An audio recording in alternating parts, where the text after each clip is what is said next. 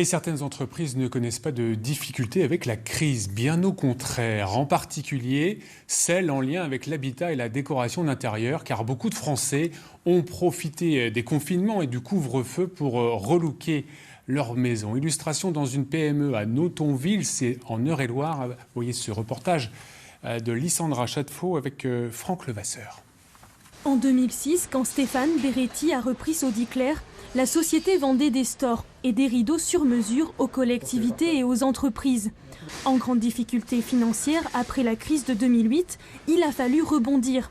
3 ans plus tard, le site en ligne de vente aux particuliers store-et-rideaux.com est né. Une révolution pour l'entreprise qui a dû développer certains produits comme ce store vénitien. Un produit qui a connu un essor fantastique avec Internet parce qu'on propose au client de configurer intégralement son produit. Il va choisir non seulement ses dimensions, mais également la nature du bois, la couleur du bois, et il va pouvoir marier avec le bois le galon qu'il souhaite. C'est-à-dire que quelque part, un client peut se faire le store que personne d'autre n'aura. Pour répondre à la demande croissante, l'entreprise a dû embaucher 50 nouveaux employés en 10 ans, mais aussi agrandir ses locaux et repenser sa production pour le web. Cela va du service clientèle, créé pour répondre aux questions, aux échantillons envoyés à domicile afin d'imaginer le produit. Lorsque vous vendez des stores et des rideaux sur mesure sur Internet, il faut que les clients aient la possibilité de toucher le tissu, de se rendre compte des matières ou des coloris. Donc nous, on voulait offrir le même service que dans une boutique, c'est-à-dire que les clients peuvent nous commander gratuitement des échantillons. L'entreprise a connu une forte accélération de sa croissance à partir d'avril 2020. Résultat des achats en ligne réalisés en période de confinement.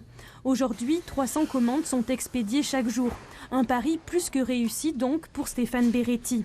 On oppose souvent les nouvelles technologies avec les anciens métiers. Là, en revanche, c'est le contraire. C'est-à-dire que c'est grâce aux nouvelles technologies qu'on a pu continuer à exercer notre métier traditionnel. Une réussite qui fait aussi la fierté des employés historiques comme Sonia Jory. Elle travaille ici depuis 36 ans. Elle a vachement évolué et j'espère qu'elle va continuer. Et ça amène du travail pour les autres. Prochain objectif pour l'entreprise, recruter 30 à 40 personnes dans les 5 ans à venir.